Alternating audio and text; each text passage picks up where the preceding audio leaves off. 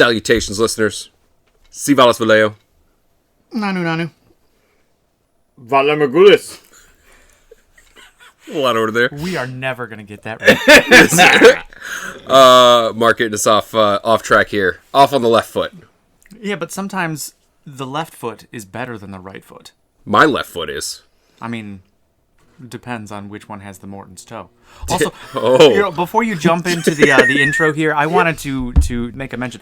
The Morton's toe is actually a condition and not so much the specific toe. I came away from our last podcast session believing that that the Morton's toe was actually the identifying, word for that toe. But it's a condition where the toe is longer. Yeah, that's what I was saying. Yeah. I didn't catch that. Oh, okay. But yeah, no, I would have just called it, I don't know, the pointer toe or some shit. No, it's like the people out there who have a pointer toe that is longer than their big toe. Yeah. So, I'm sorry, listeners. Maybe you were misled just as I was. Which I found that out. I thought, like, the big toe was supposed to be the biggest and then, like, gradually get shorter from there. And then I found myself in a patch of people that had the Morton's toe when I was, like, a ute. When I was a coming of age. And I started to question whether or not, like, sort of the normal toe pattern was largest to smallest. And then as I got older, I was like, oh, no. It's definitely supposed to be, like, largest to smallest. Well, and I just happened to wander into a patch of Morton toes. Well, bunch of Mortoners. Mortoner right here. Okay, so that quick Morton ad. Yeah, a little detour there. Thank you for tuning in, listeners. This is Three Men and a Basement, and we are the Ultra Crepidarians. My name is Colin McLeod. Mark Culp here. Action Jackson. And in this podcast, we review movies. Yes, we do. We deliver to you, the listener, an average schmuck's opinion about hidden gems in the wide world of cinema.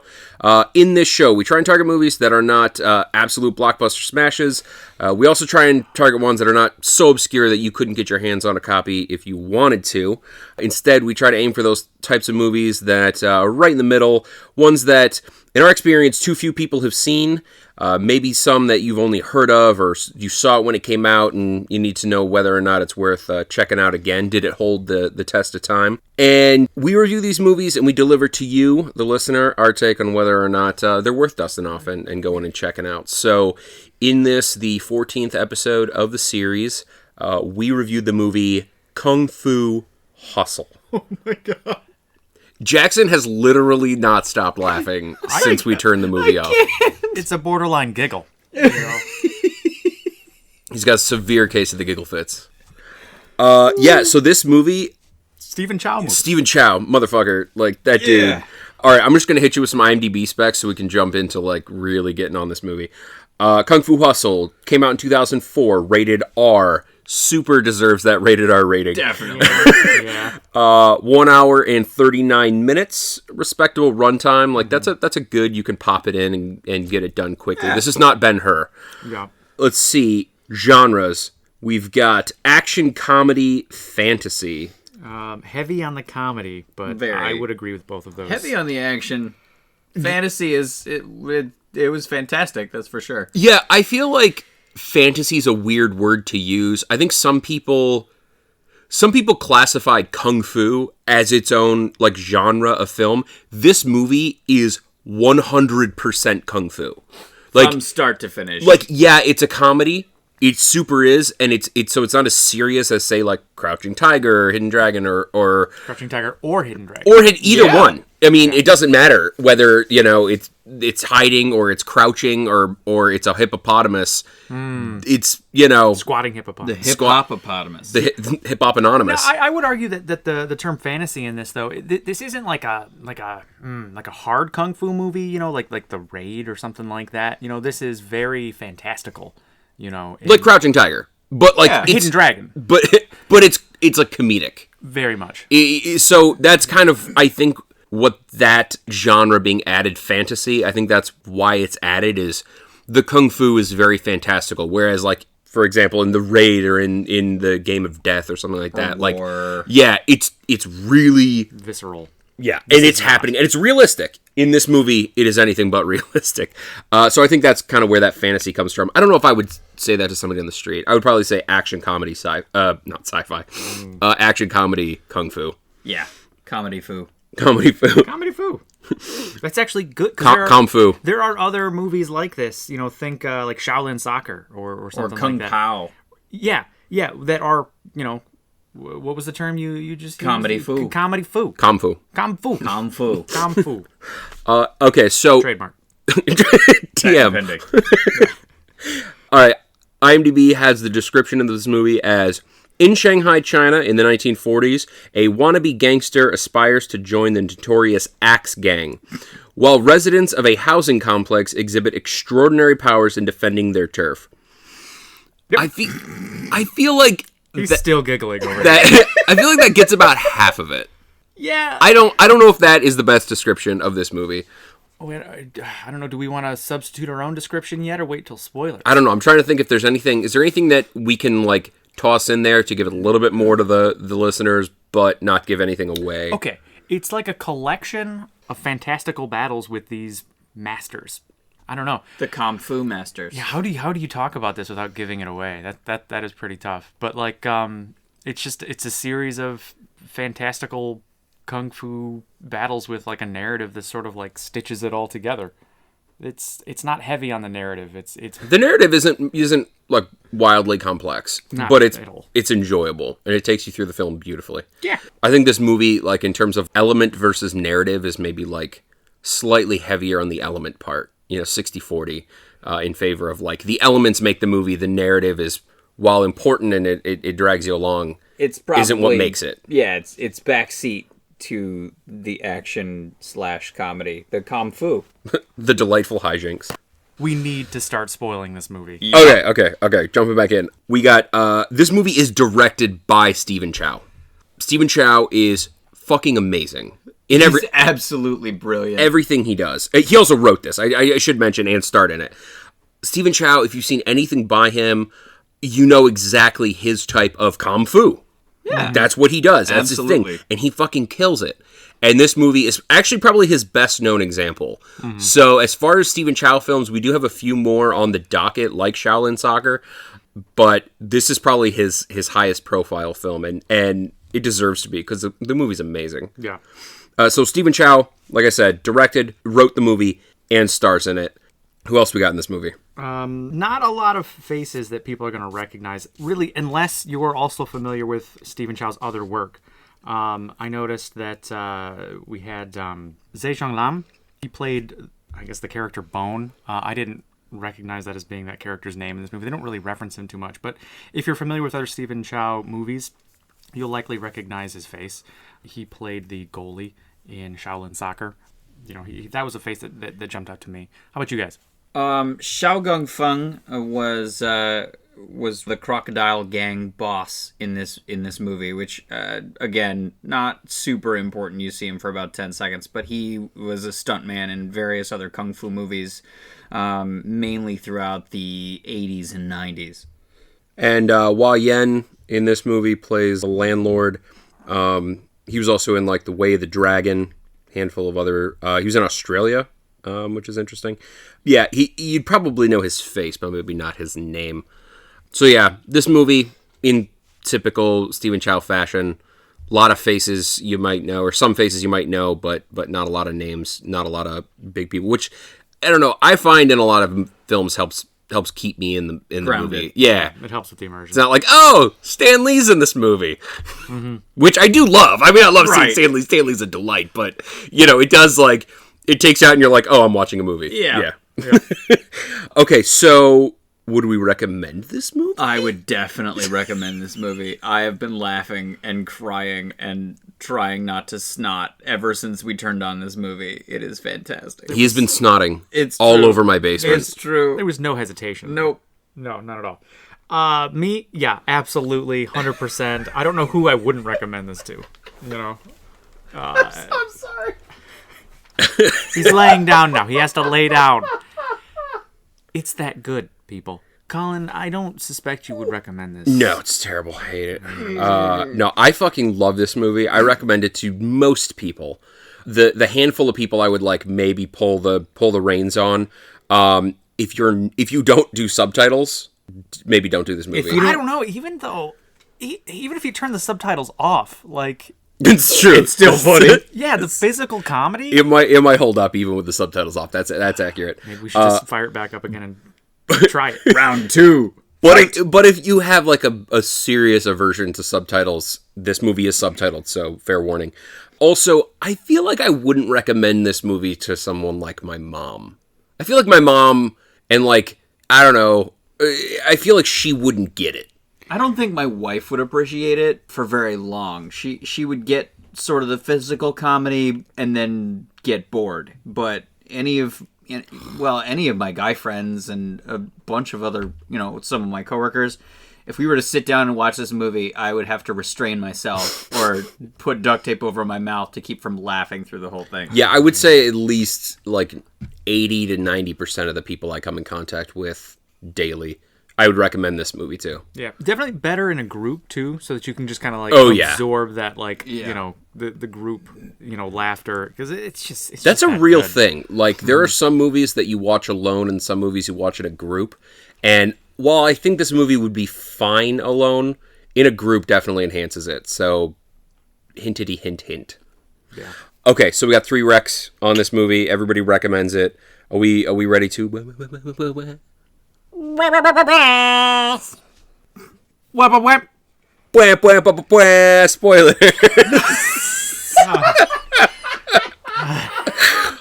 One day we'll have a budget. One day. Okay, so stop here if you do not want spoilers because we just went. Okay, we gotta spoil the shit out of this movie. Okay, I think with this movie, similar to Reign Over Me, a full narrative is going to be difficult, maybe for different reasons than Reign Over Me was. I feel like we could run through it though. Yeah.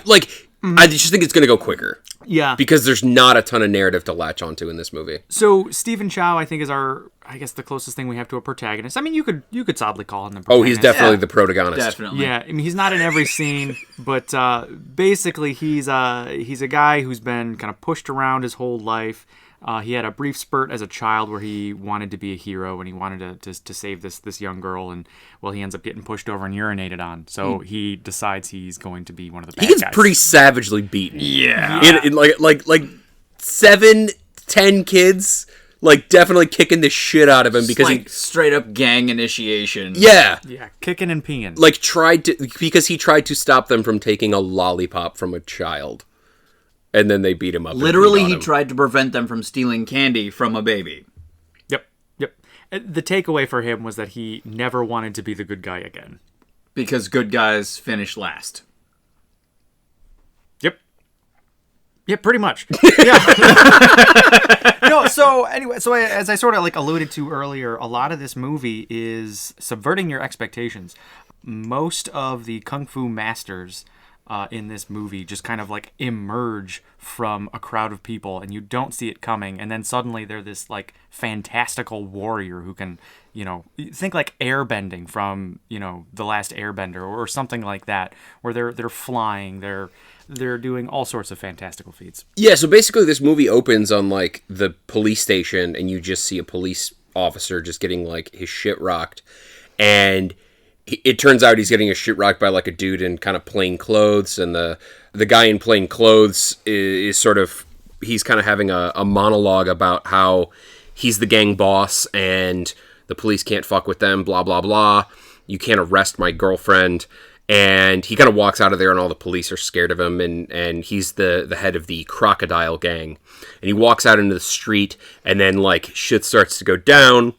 Wind starts rolling in from down the street and something's going to happen, and all the cops close the doors, and it's him and like 6 or 7 people, and this other gang rolls up, like Gangs of New York style, down every alley and sort of pin them. It's like 7 people on like, probably 300, 400. Yeah. Down every road. Hear the boots hitting the pavement. Yeah, and they end up killing him. They end up killing his it's like the people he's with and his girlfriend and all that stuff. And then that sort of establishes that the Axe gang, which was the gang that showed up, is now the only power in this area. Should say they're called the Axe Gang, number 1, because they wield axes, and 2, because they have giant axes tattooed across their titty place.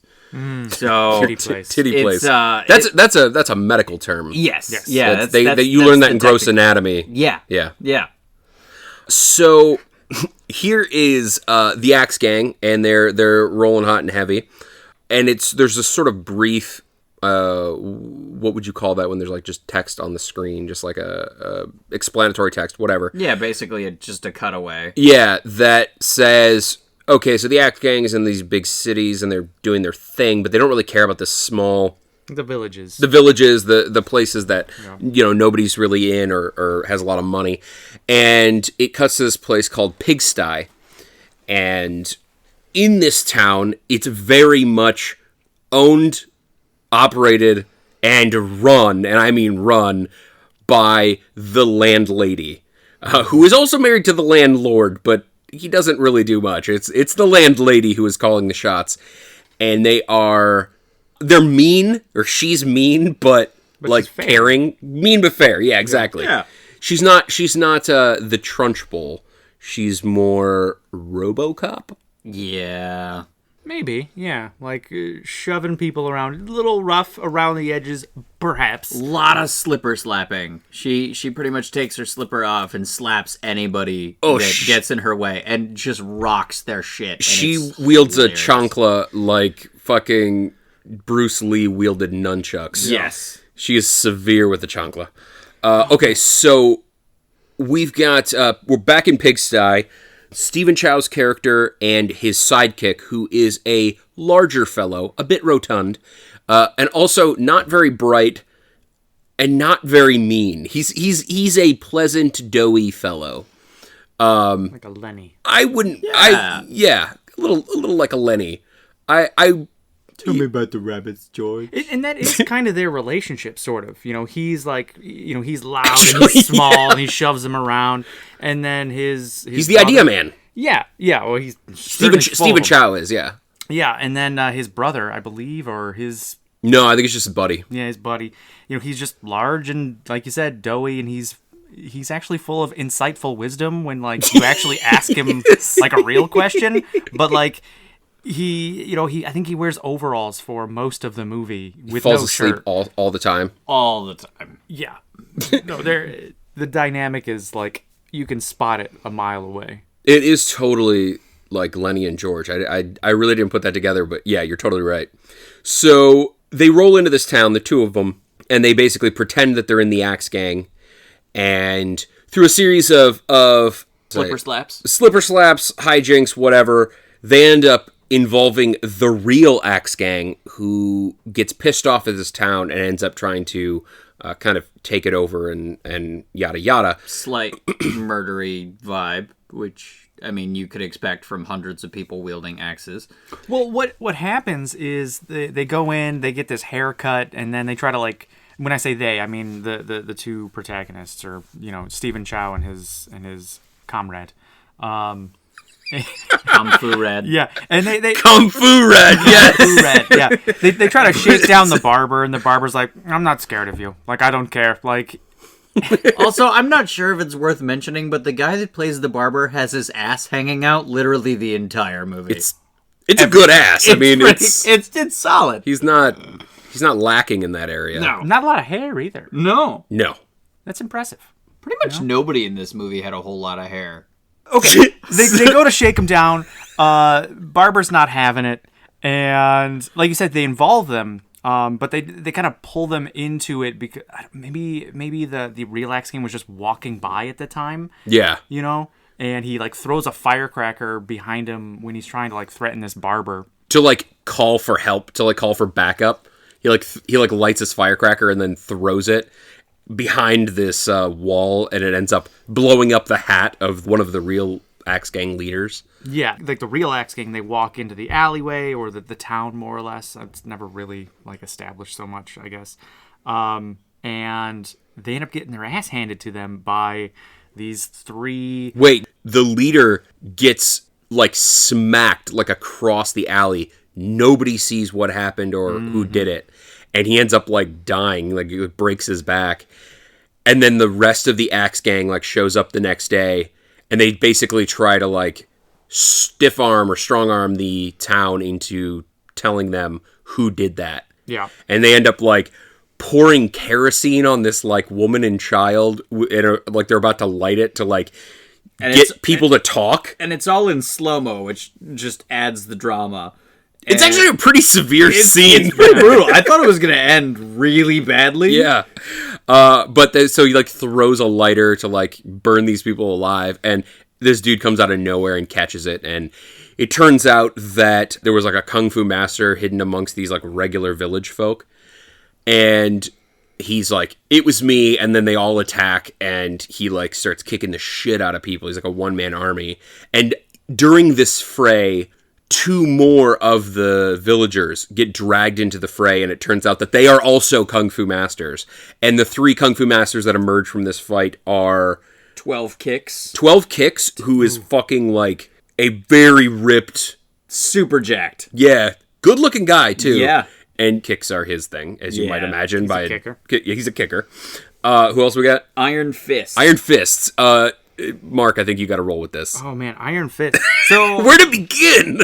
So the guy he works at, like, a laundromat, right? He's the tailor. He's the tailor, yeah. And he's very flamboyant. We're talking red panties, sheer shorts.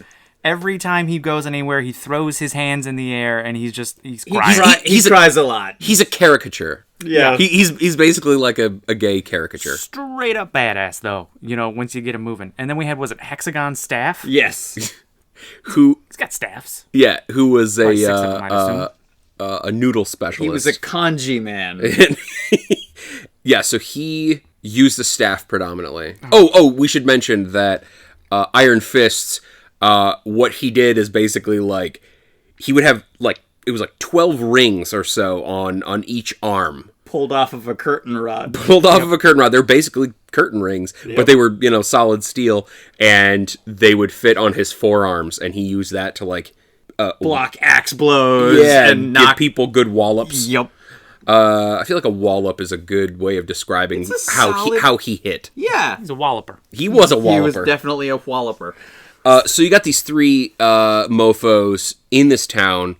They kick the shit out of the Axe Gang, and the Axe Gang goes running. Like, all 300 of them. Like, they don't, there's no joking around. The Axe Gang, when they come back, that first time, they bring their entire army with them, and you think that, like, this is them turning it up to 11, and the 3 guys just waste them all. Yeah, and it's at that point, I feel like, that it's very evident that this is a fucking kung fu movie. Mm-hmm. Like, this is not a joke. No, this is not a comedy that's, like, masquerading as a kung fu movie. This is a fucking kung fu movie that also happens to be a comedy. Yeah, they were legitimate stunts. It was impressive to watch. Yeah. It was a mastery. Oh, totally. So, the Axe Gang, having their asses handed to them, retreat, and they decide they need to hire some assassins. Some top killers. And they meet with these 2 blind dudes, and it turns out that they are it's pretty fucking cool what they do. It's amazing. So they hire these killers. The killers come after the village. Actually, they come after specifically these 3 members of the village.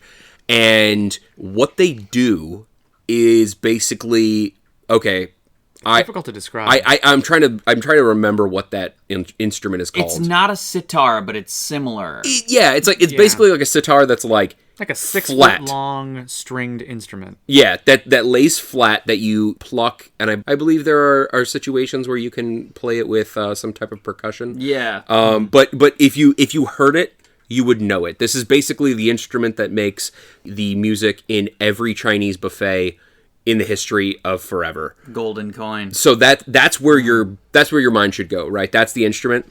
And they play this thing, and they just kind of like, they play it, and it's really cool, and they flick their hands, and like shit just like... It's weird. It's like they're like phantom blades that like... Knives and that's ghosts exactly and it. fists. Oh, but the scene before you see the blades, Yeah. you know, one of the 3 guys... 12 kicks. 12 kicks. Poor you know, now he's 6 kicks. Rest in He's Fractions. It's fractions. Yeah, he's walking down this alleyway, and you see one of these assassins like way behind him with his, we'll call it just his instrument or whatever. And as he's walking away, you just kind of see like in the shadows, like things behind him getting like sliced in half, including a cat, which was kind of sad. Yeah. Well, and the way that they did the cat scene, you see this cat just like jumping off screen, you know, and then you see the shadow of the cat separate into two half cats, and then you see a blood splatter, which was pretty artful, I have to say. God, the movie is shot so well. It really like is. in that scene in particular, I think is probably the best shot scene in the movie. I mean, it's so fucking artful. And the guy, so there's 2 guys, and one of them is blind. Mm-hmm. And I think it was the guy that was blind that was actually like attacking him in this scene. And it's so cool because like when things would cut in half right before that, the music would crescendo. He'd be like, and then like that little inflection, and then like a second or 2 later, something would cut in half, and then he would do it again and again and again, and it just decapitates the guy. Yeah, 12 kicks, turns, and then you just see his shadow separate into 2 parts, kind of like the cat. Yeah, it's pretty brutal, but also really artful and well done, and like it really illustrates the point. You're like, oh, these guys are no fucking joke. Music is powerful, man. Oh yeah, so then the next dude goes into is Iron Fist? Iron Fist's shop and starts to like pretend that he's interested in the fabric and all this bullshit, and then he attacks him like physically this time, not with an instrument. Fingernails. Oh yeah, dude. Yeah, crazy long fingernails. This is the non-blind guy, so they're really going at it and they're fighting. And I think Iron Fist could have taken him, but the guy like intentionally drags him out into the street, and then they end up like playing the instrument, and they shatter his rings. That's when you start to see the blades. Yeah. And they do it so well because they slow the scene down, and it pulses. It's like a heartbeat, and like. They do this, and you kind of see where, like, the cut or the music is going because the dust sort of moves, and then it'll pulse, and you'll see a blade, like, moving through the air, and then it'll fade away, and then it'll pulse again, and you'll see it again, and it's just moving towards the person. And, like the sound waves themselves were what was cutting what was in front of them. Yeah, and it's beautiful because Iron Fist uses these curtain rings to just deflect blade after blade, and he's dodging and jumping off of them and just doing some crazy kung fu shit. And eventually, like Colin said, he loses the curtain rings, and he's kind of like, oh shit, things are starting to go sideways. And that's when we see the hexagon staff again. He just kind of pops out of nowhere and saves Iron Fist's life. Yeah, but not before Iron Fist took like... so they don't just send blades, they can send fists too with the instrument. And Iron Fist took like 3 of them to the fucking chest. Yeah. And so he was sort of out of the fight at this point when Hexagon Staff showed up and saved his ass right before he died. Then Hexagon Staff started attacking him, and they were really taking him to task as well. He was doing well there for a minute, and then they ended up fucking him up. And so those 2 really got messed up, and right before these guys finished him off, the landlady, the Scream Queen, the landlady comes out, and she starts rocking some shit, and she does what is known as the Lion's Roar. Yeah, every time they like mention that, it's like, oh, have you ever heard of it? Like, it's like this like it's like a myth, like this mythic, legendary move that like everyone's like familiar with, but like what we see is just her like screaming really loud and like tearing shit apart, blowing out windows, knocking over buildings. Like it was this technique that like no one could master, and they all recognized what it was. But it is basically the Iron Lotus. It's fantastic. I swear to God, if you cut my head off. It is the Iron Lotus of this movie. Any fans of Blades of Glory will be picking up what I'm putting down. Okay, so she does the Lion's Roar and just like fucks up these two. Annihilates them. Oh yeah, just like it basically she like she sucks in air and then blows it out in a scream, and it just like it's basically just this directed cacophony that just shreds everything in its path. Well, it's like, have you ever like used or played with one of the like the air cannons? That's where, like, exactly it. Yeah. Where you pull back the elastic, I don't know, parachute sort of, and you let it go, and it shoots like a shot out, and then like you can feel it on the other side of the room. It's like that times, I don't know, a bajillion. My favorite, at least 6. My favorite part Six is bajillions. the first time she uses the lion's roar, she has a cigarette in her mouth and she draws in all this air, and it just burns through the entire cigarette in like half a second, It's and then pretty she amazing. just lets it all out. Such a good scene. We should also mention that just before she let out the lion's roar, her husband, the landlord, who has literally, to this point in the movie, only gotten his ass kicked by his wife. That is his whole role, is just like, literally, he's this borderline pervy guy who walks around and, like, pinches people on the ass and Stares and pokes and yeah, slaps and, like, waits outside the ladies' restroom, and he's a little creepy, but, like, and then his wife beats the shit out of him, and he just sort of takes it, and yeah, it's pretty amazing to watch this interaction. But right before she lets out the lion roar during this fight, he shows up and basically like beats the shit out of these guys before she gets there. Yeah. And he it's just amazing. He soaks up the blows like a rubber man. He just keeps taking hits like Homer Simpson in a boxing match, and he's just like soaking up these blows and turning them around on them. And he's kind of like dancing around them, yeah, which is amazing. It's very much dance fighting. He's wiggling. He's putting his best foot forward. It's like a hula hoop. So, yeah, basically the two of them together, it turns out they are like super kung fu masters. So the other 3 that were in this village, they were like amazed that these 2 people that they thought were like a legend were actually living there as well, and they were the landlord and the landlady. So, for a second time, this village sends the Axe Gang packing. And the Axe Gang has but one option left. The Beast. The Beast. And so the Beast is referenced earlier on when these 2 blind assassins were kind of talking with the Axe Gang, and they're like, so you guys are like the best killers, in the world. He's like, well, we're the second best. There's one person better. That's just the Beast. So he's just kind of like just foreshadowed there.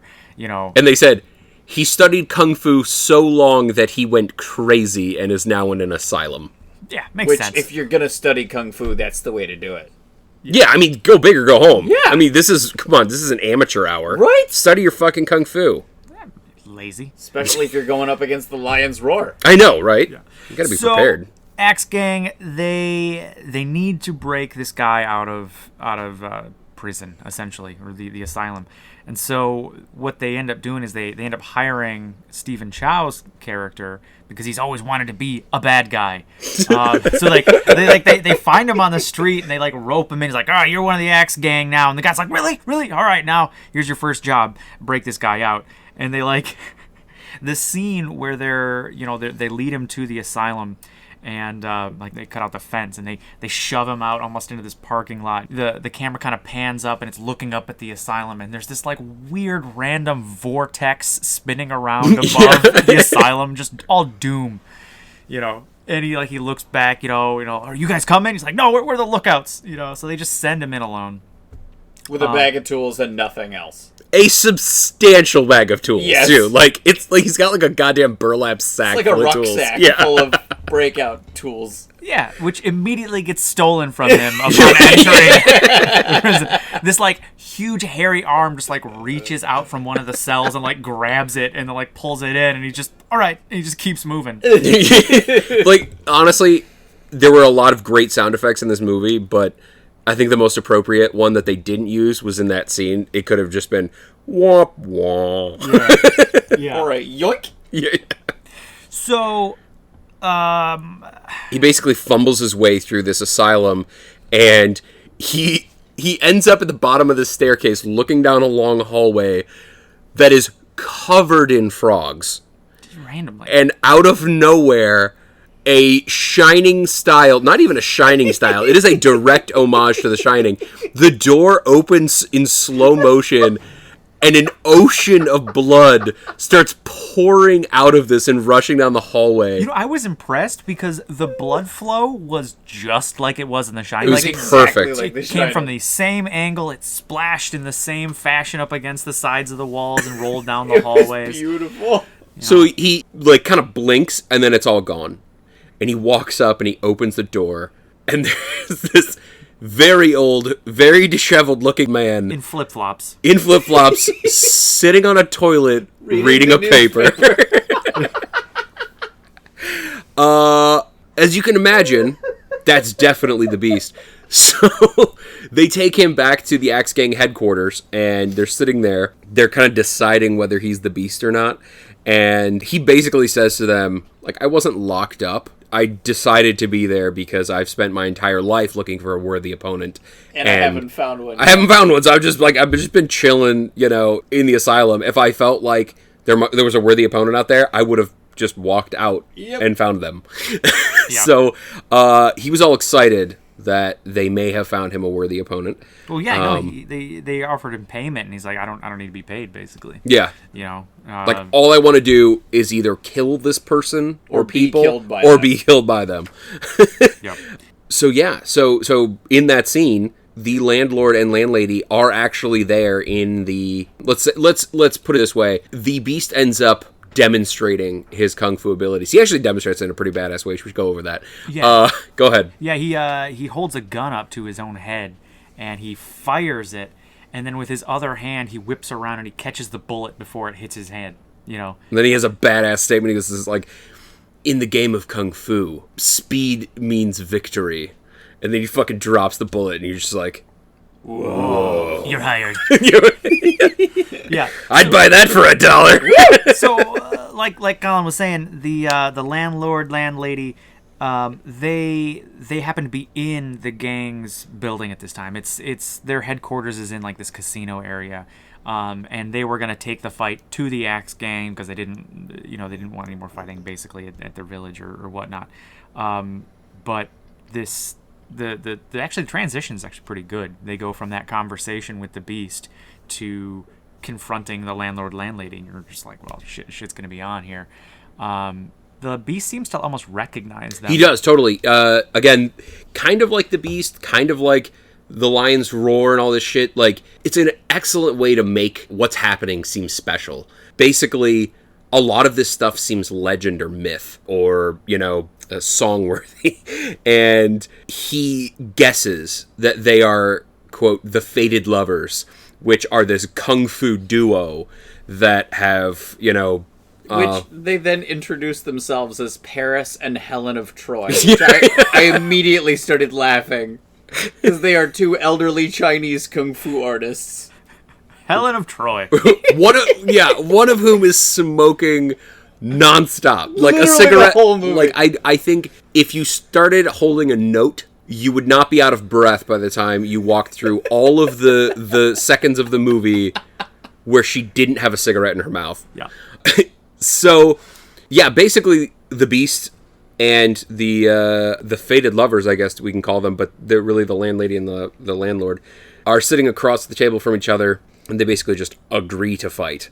And it's a very casual way. Yeah. Basically, he says, my job is to kill you or let you kill me. And they're like, how about it? Yeah, sure, why not? Let's do it. It's like they were agreeing to go golfing. Yeah. But you really got the idea that even though like they were in this like building and they were just like mobsters everywhere, they were the only three in the room because their kung fu was so great. You know, they were just like gods among men. Yeah, nobody else mattered. Nobody posed a threat. Nobody anything.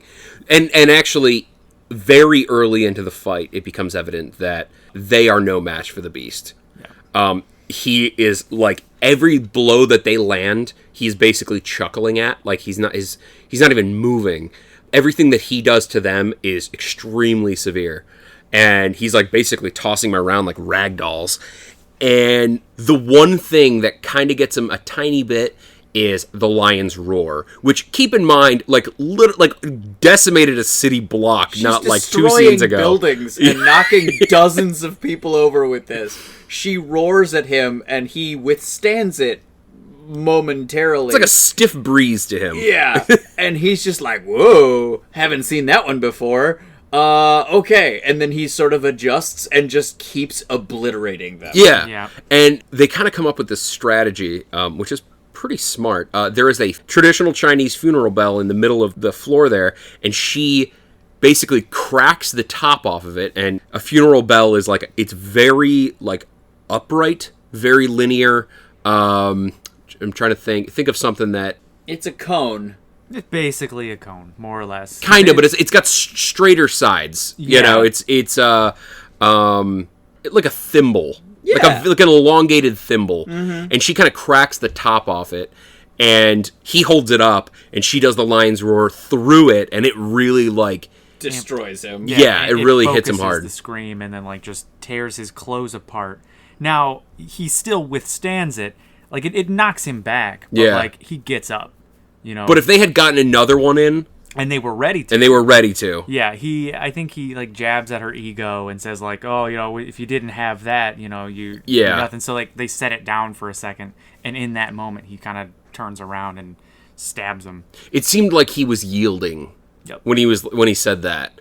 And, he basically used that moment to... Clearly a posture of defeat, and then they were like, aha, we've bested you, and then he turns around with 2 Chinese finger traps and stabs them in the stomach. Yeah, okay, so let me, like, just take a quick aside and say, like, I feel like this is exactly what you were saying earlier, where you're like, I guess Stephen Chow is the protagonist. Where it's like, we have gone through this entire narrative almost, and we really have not talked about him much. Like, he is definitely like a chord through this entire fucking thing, but he's really just... He's sort of a sideshow. He is a little bit. Yeah. So they're about to, like, wipe out the beast. He ends up stabbing them, and then they end up getting into this, like, sort of pretzel? It's like a kung fu pretzel. It's like Chinese Twister. Without the twister mat. Yeah. Yeah, they're knotted up. Also, quick aside again, if we ever just want to, like, abandon the podcast thing and open up a shop, I think Kung Fu Pretzel, we could probably, like, put one of those in every mall in America. Yeah.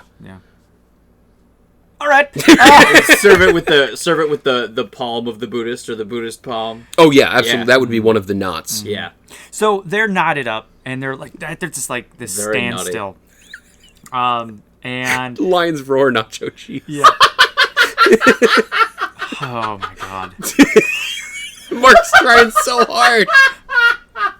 The leader of the Axe gang, he's looking at this knot, and he's like, man, we're going to take advantage of this situation. That's exactly what he sounds like. Man, we're going to do this. You wait. No, he doesn't. He does it in Mandarin, but, you know. He doesn't. He's got that, like, New Jersey Mandarin accent. Yeah, he's definitely, like, it is the Jersey Mandarin for sure. Jersey Mandarin. That'll be one the Jandarin. Yeah, we'll sell those Kung Fu pretzels and Jandarins. Gosh.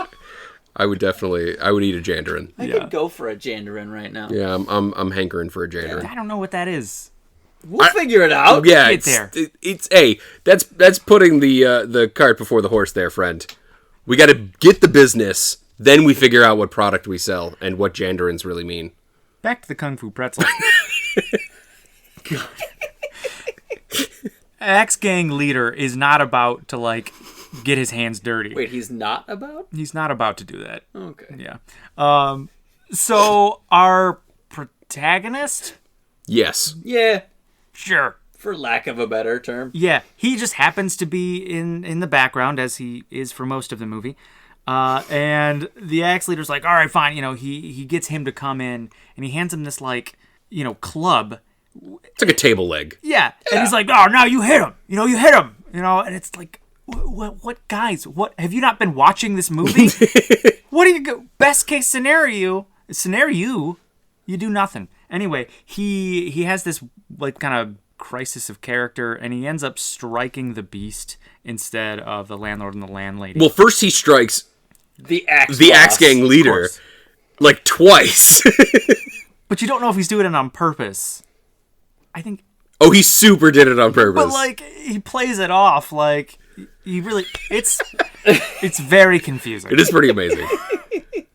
So after he strikes the Axe Gang leader, he turns around and he hits the beast over the head, to which the beast did not respond well. Didn't like it. No. Didn't like it. Pushed, he gets rid of the landlady, basically walks up on Stephen Chow and just, how do we say this? He punched his head through the ground, but his body stayed parallel to the floor.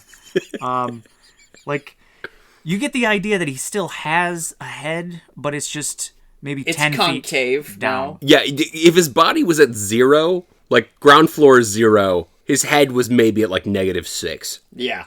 Yeah, goes to for the town. first punch. Yeah, right. And then he keeps going and punching. drops him down to -12. A very severe punch.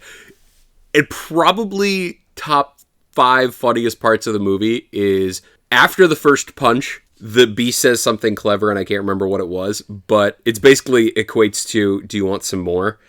And Stephen Chow grabs this, it's not even a stick. It's a twig. It's a twig. It's like a shattered piece of the table leg. You just see this very frail, very shaky hand rise up in the camera frame that's focused on the beast's face. And he just goes... Just taps him. Just a little tap. Just a little boink on the forehead. To which the beast responds with a barrage of blows raining down upon Chow's head. Yeah. But in that flurry, he gets distracted somehow. How does he get distracted? Yeah, what is the distraction? I mean, one way or another, the landlady, they summon the rest of their strength, and they basically escape with Stephen Chow, and they flee to safety. They bring him back to the village, to Pigsty. Yeah, wrap him up like a cocoon. Yeah, they Literally. apply traditional Chinese herbs and medicines and acupuncture and basically mummify him. And then they start thinking, they're like, how can he still be alive? Every bone and tendon in his body is broken.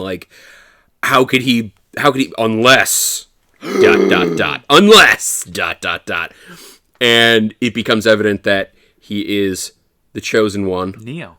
Basically Neo. Yeah. And with Kung Fu to match. He emerges from his cocoon, and basically about the time that the Axe Gang shows up with the beast. Oh, the beast ends up killing the previous leader of the Axe Gang and just kind of takes him over. Oh, it was amazing. Yeah, spins his head, all exorcist-like. Yeah, hits him so hard, punches him so hard across the face that his head turns around twice and then is on backwards. And then he just falls over dead. Because he's a normal human.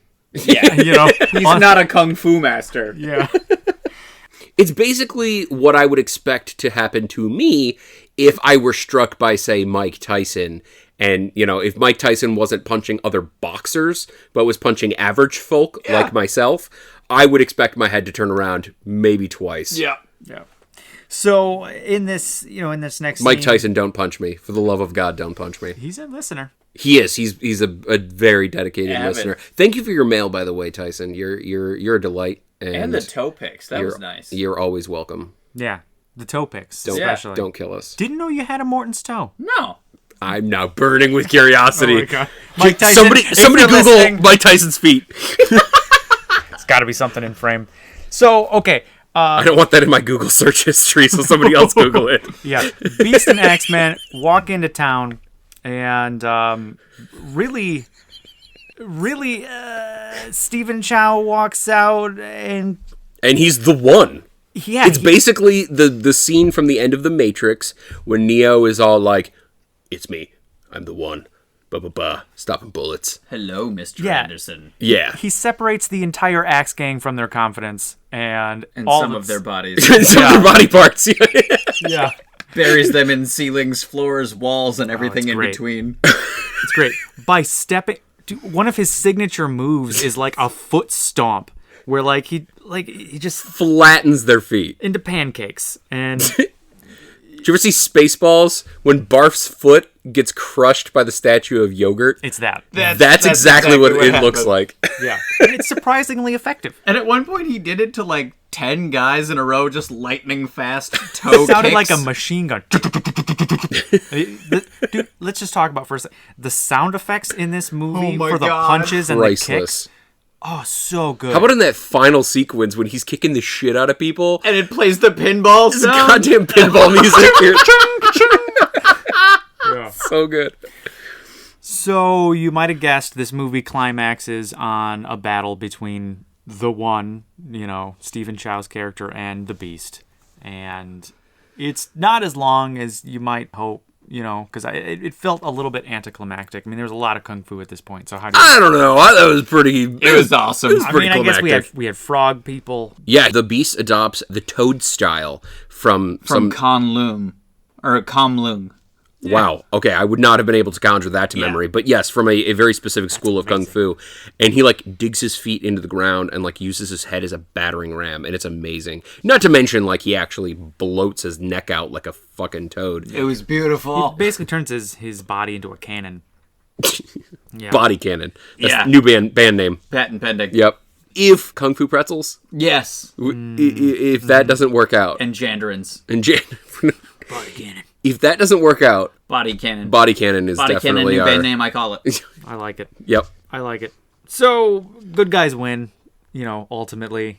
Yeah, in a pretty solid scene where basically Stephen Chow gets battering rammed up into the stratosphere and then takes an extra little touch push off of an eagle. eagle, something like Yeah. floats up and then sees Buddha in the clouds. Of course he does. And then comes down like a goddamn meteor and then does the Buddha palm to flatten the Beast. Mm-hmm. Lord. It was amazing. Really, if only the Beast had a turtle shell, he might have been able to do something about it. I had mentioned that during the movie. Well, yeah. that was his mistake, was not studying in the turtle school. Yeah. No. Not the Chewbacca school or the Drac school. Yeah. So he doesn't end up killing the Beast. He sort of ends up showing the Beast his power, and the Beast just kind of submits and says, Concedes. "Yeah." And he offers to teach him that move, and that's kind of how their battle ends, really. Yeah. And then Stephen Chow's character ends up opening up a lollipop stand to kind of rekindle a missed connection with the girl who he saved as a child, who just happens to be a mute. I don't know how that factors in, but Yeah. I guess it kind of does in the way that she kind of popped up throughout the movie, and I feel like maybe she just would have been like, "Hey, you're the guy who saved me." Like a budgetary thing. They were trying to save money on the script. Not true, as, they- not as much ink. They pay by the word, I hear. Yeah. This movie, basically, in short, is it is Crouching Tiger meets Dick Tracy meets Gangs of New York meets literally any Mel Brooks film. Yes. That is the most apt description I could think of. You'd think that the jokes are so corny and so ridiculous, but they're married with real cinematography that is just cool to watch, and you can kind of feel the scenes. And then you also pair that with just excellent stunt work. The choreography that went into it is also just top notch. The movie is just so damn creative. I think that's really my number one takeaways. I cannot fucking handle how creative this movie is. That, again, just going back to that scene with the fucking Blade music. Mm-hmm. Oh my god, dude, who fucking thinks of that? That's so cool. And okay, it's one thing to think about it. It's a completely different thing to execute it with flawless precision and do the cool shit with the shadows and shoot it in the way that they did. Fucking brilliant. Absolutely. It makes the comedy even better. Yeah. And the comedy itself was very creative. And shtick comedy, I think my favorite scene in the movie, I hurt after this scene because I was laughing so fucking hard.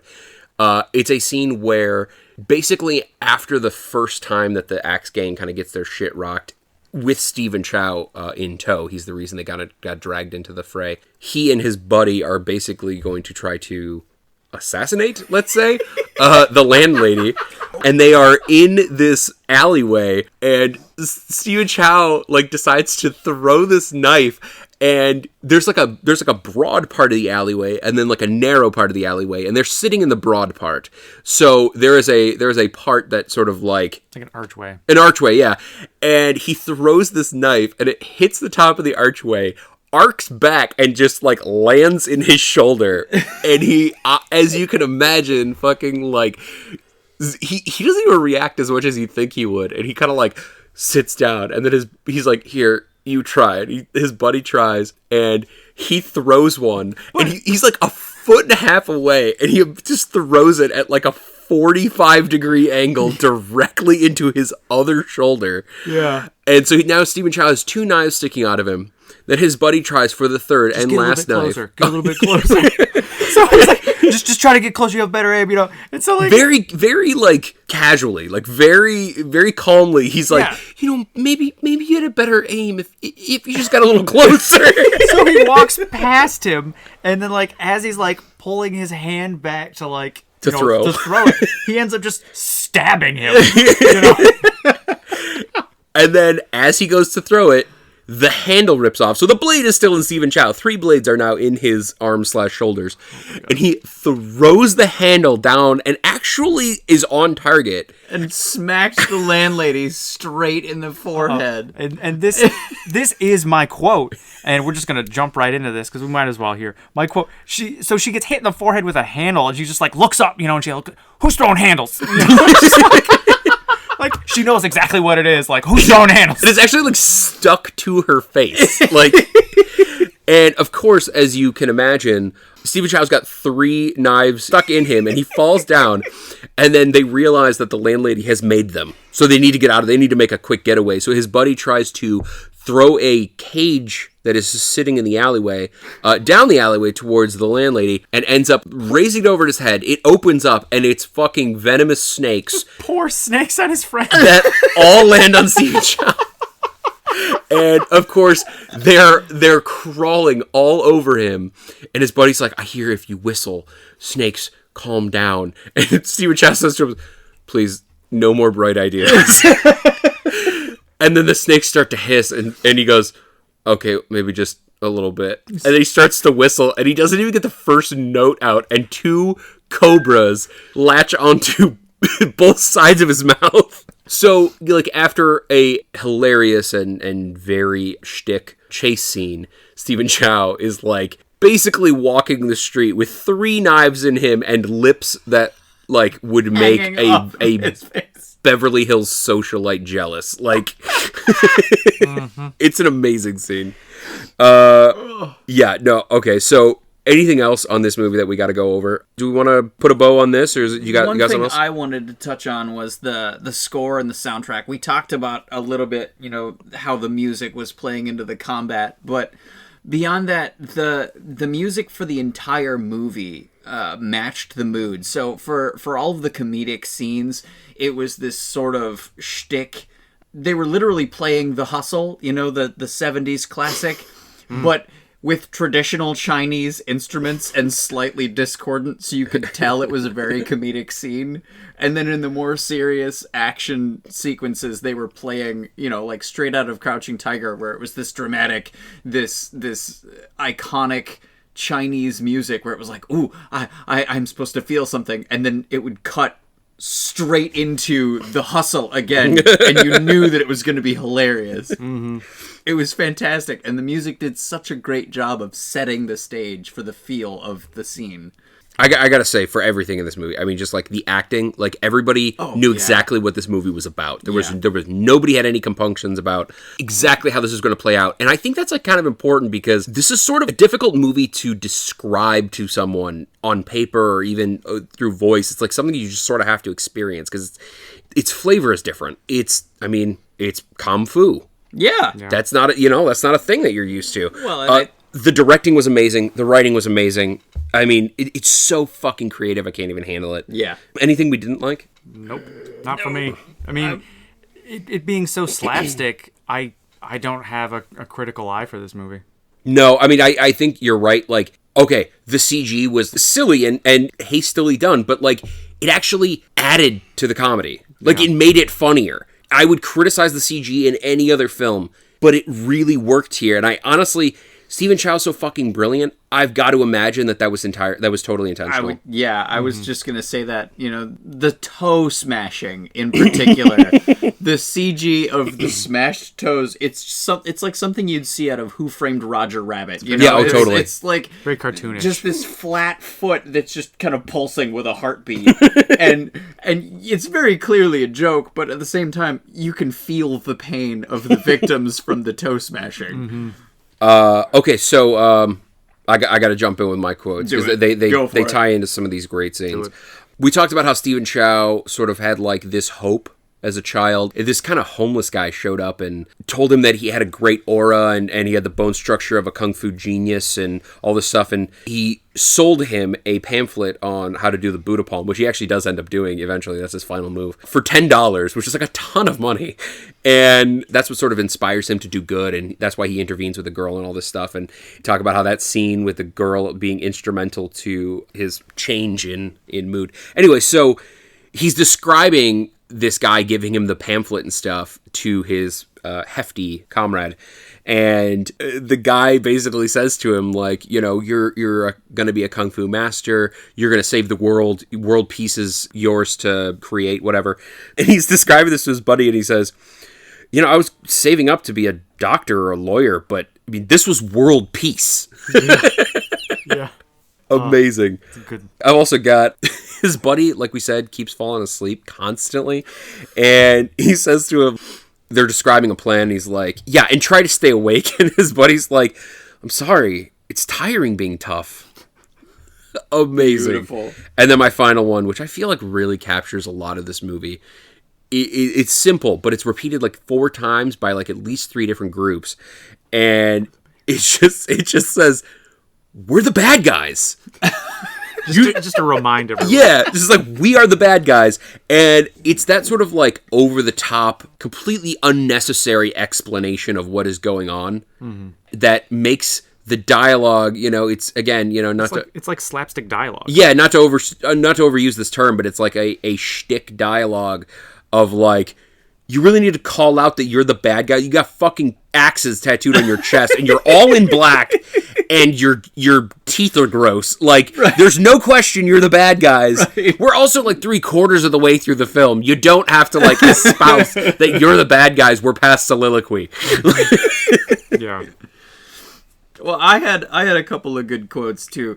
It's a surprisingly quotable movie for having subtitles the whole way.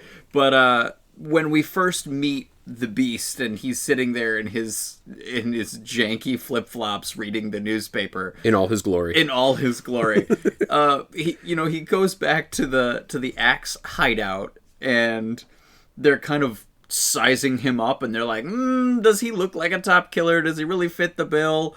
And he says, the Axe boss, he says, he doesn't look like a top killer to me. And Stephen Chow's character says, the slippers are a little crappy, but he'll clean up well. Yeah. They're like, also, I don't know what slippers look like in China, but here those would definitely be considered very effeminate slippers. They're like jelly prison slippers. Yeah, they're women's slippers for sure. Baby blue, Yeah, jelly's definitely like the jelly shoes that kids have. That's the same material these are made out of. Baby blue. They were robin's egg blue. Come on. Oh yeah, I'm sorry. Come on, Mark. It's called fashion. Look it up. My second quote is from the final showdown between the Beast and the 2 masters, are Paris and Helen of Troy. And he's got them dead to rights. They're in this kung fu pretzel, and this is when Stephen Chow picks up the stick from the Axe boss, and the Axe boss keeps saying, hit him, beat the shit out of him, hit him, beat the shit out of him.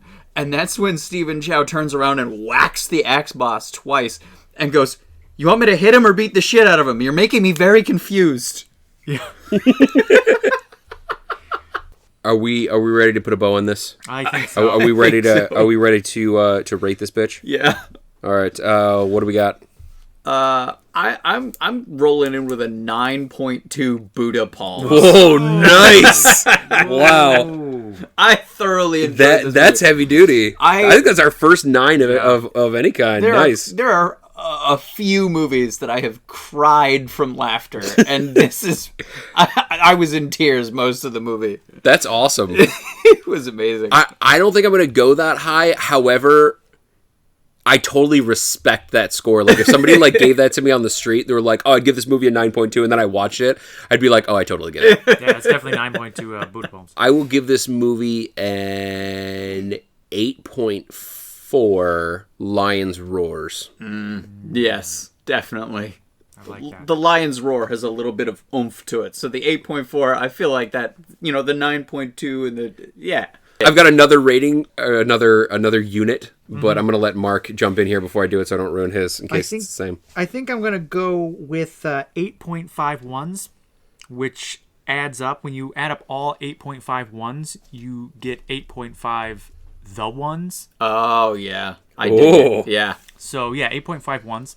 So my other unit of measurement was going to be red panties. Which I feel like panties is probably not like the most appropriate like term. Like, it was a dude wearing them. They were probably just like red undies, like dude undies. But like in the States, like dude undies don't typically have like, they're not cut in that way. No. But in like Europe, that's a thing. Yeah. That's a thing. I haven't seen too many European underwear. Oh, you haven't lived. Oh, yeah. Oh my God. It's a thing. Yeah? It's a whole thing. We gotta take him to some of those clubs that we go to. It's true. Underwear? Yeah. No, I like how the unit of measurement... No, we were laundromats. Oh, okay. We're just gonna go Wow. to the laundromat? Yeah. You just went right to a... Like a club? Yeah. All right. Where do you hang out? Not laundromats. Wow. But that's where the action happens. Action. You get to see He's Action Jackson. Like, how do you think he got his name?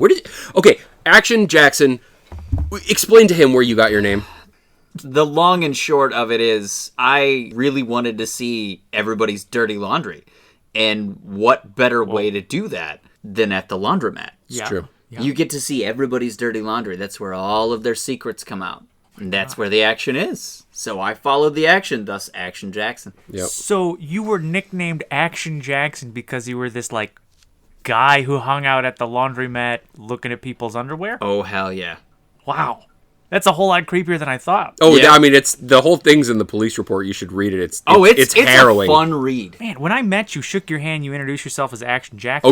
Oh, you should not have shaken his hand. I'm thinking Tom If Cruise. you'd read that police report, you would not have shaken either of those hands. Was it the Tom right or the Cruise. left hand? Because one could be worse than Oh, the God, other. I don't Yeah, remember. you should have shaken the Yeah. left one. Yeah. Like, if you had to pick one, the left one has seen less action It's true. than the right one. My God. It's terrible. I didn't even want to let him in my house, but you insisted, so. Wow. I am what you would call action dexterous. Wow. You know what? So I appreciate that. All right, let's wrap this up. We are ready to Barack and roll Obama. That is all for the All Crep review. Thank you for listening. If you have any ideas for movies or reviews, or you want to send us a burp envelope or whatever, Hot dogs. Email us at 3, that is the number 3, meninabasement@gmail.com. Also, look out for Kung Fu Pretzel coming spring 2020, and Body Cannon on tour summer 2020, and I think we got a few dates in the fall. You can also find us on iTunes, Google Play, or wherever you find your podcasts. And until then, I am Colin McLeod. Mark up. Action Jackson. All right, and we will see you in cyberspace. Hiya!